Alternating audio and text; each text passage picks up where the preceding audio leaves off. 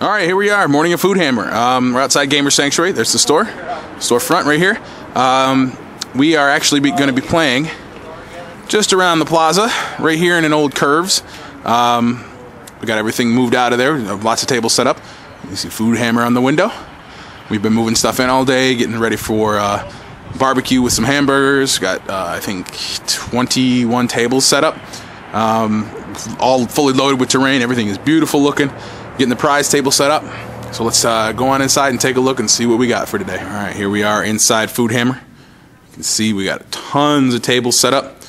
We're gonna go take a look at a few of the cooler ones. Everything is actually really cool. I don't want to say that none of them are, but some are, I think, are pretty special for today. This blank space is actually going to be set aside for the 8x4 Realm of Battle game board that Gamer Sanctuary is donating to the prize pool.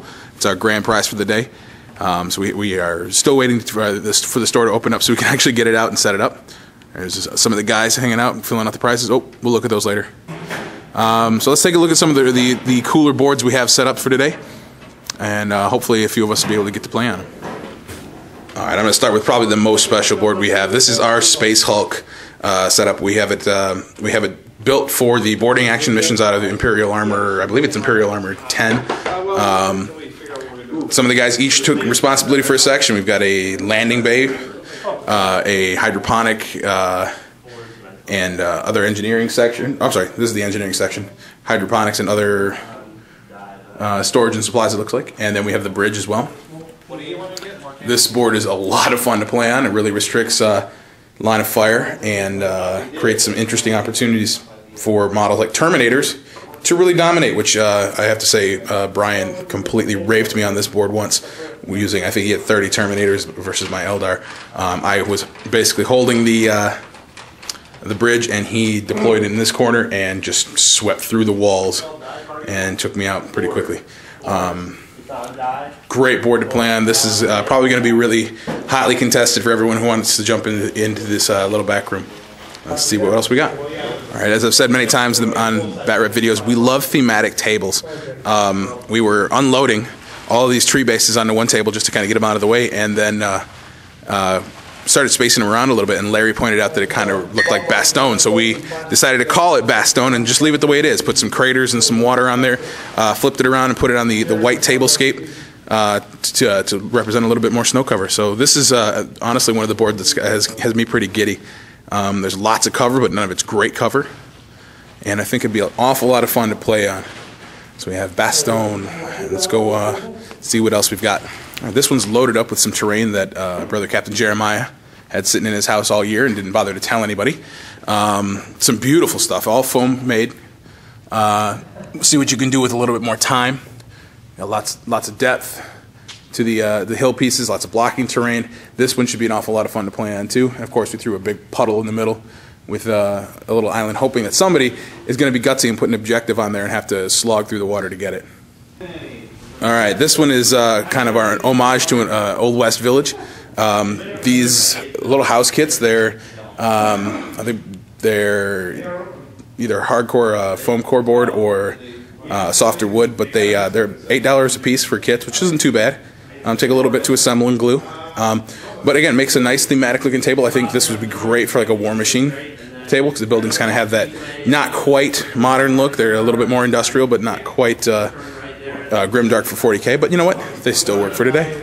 You saw this table. This is made up of entirely the mountains that we have been building the last week or so. Again, they're stackable, modular, different sizes. We've got lots of line of sight blocking, lots of alleyways to shoot through too, so we'll get some straight shooting lines and make it a little difficult for some of the vehicles to move around. Right, we do have 4 designated fantasy tables. Terrain is a little more spaced out and a little lighter. We've got some of the fantasy buildings, a couple of the spell towers for Storm of Magic. Again, some more water in here because we don't think water is used enough on game tables. I mean, it's something that it should be done a lot more of. Back here again, we've got some blocking terrain in the middle. Our goal is to kind of have the tables help tell stories for today, and get the terrain as involved in the game as possible. All right, and here we are looking at what everyone is waiting for: the prizes. It's an insane turnout for prizes this year.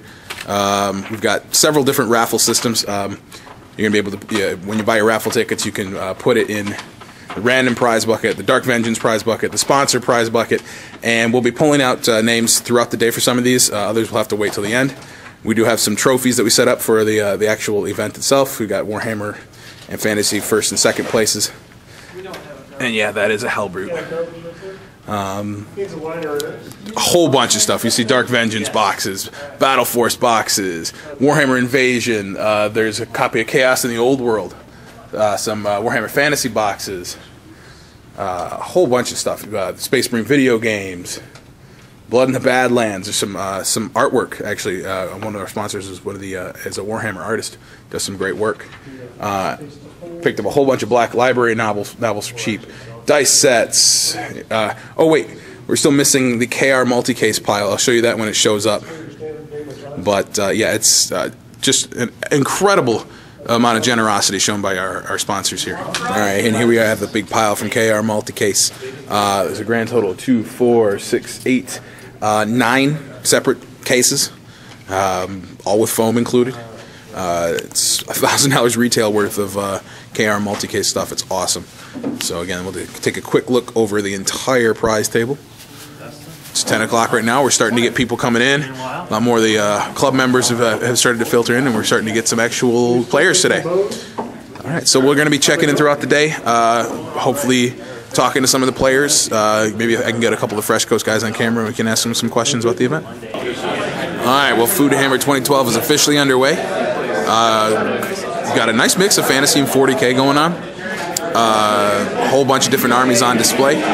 Fresh Coast kind of set up our own little display table here. We got our little mini apocalypse game going on. We the Spirit Host, some of Adam's Flyers, Bill's Dread Mob, which you've seen little bits and pieces of it on one bat rep, but this is again most of it. And then of course Muggins and his Air Corps and Terminators. But this is the Remo Battle Game Award that Gamer Sanctuary is donating to Foodhammer. 4 by 8 feet. We're going to take a look at some of the other armies around around the venue today, and hopefully get some good footage. We'll try to interview some of the participants. All right, we're still in the early stages of Foodhammer. I'm just going to do a quick tour of some of the tables. We got Brother Captain Jeremiah with his nipple wing. No, it's not. No, it's not with nipple wing today. Oh, you're right. Yep. Just jump. Just jump, but it's all foot though. Nice. His foot Blood Angels for some Chaos Marines. And we got an Apocalypse game. Some of the guys pushed 2 of the tables together. We're going to be playing a game of Apocalypse here. We got Chaos Marines, Space Marines, Imperial Guard, more Imperial Guard, a couple of Hell Talons, Forge World, very nice. We love Forge World again. It's a pretty sweet looking Defiler conversion up on its back legs. Let's see, scattering around. We got 2 of the Fresh Coast regulars. We got Larry and Scott playing a game over here. You guys should be mingling with somebody else though. We will. Yeah, you will. I know. I'm gonna save this table for last because I think it's gonna be one of the cooler games. Nobody's using this table. I think I might actually try to grab a game on it right now. We got some Chaos Marines and Imperial Guard Blood Angel allies. Firehawks. Firehawks, very cool. We got some Tau with Imperial Guard over here. Chaos Marines versus Eldar. Yes, sir. All right. Again, I think there are now 3 Spirit Seers in the building. I have mine on the display table, of course, and there are 2 others in play. Pretty sweet. Yeah, and yeah, I love those Shadow Spectre. They're awesome. That's my next Forge World purchase. We got some Tau, more Tau. We got lots of Tau. Nice to see them well represented. Yeah, right.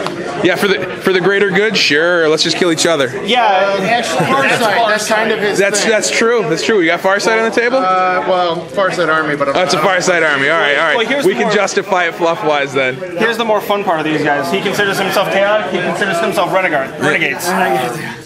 All right. They're just out to kill each other. We got some fantasy stuff going on here in the corner. Adam's got his Dark Elves out against some Tomb Kings.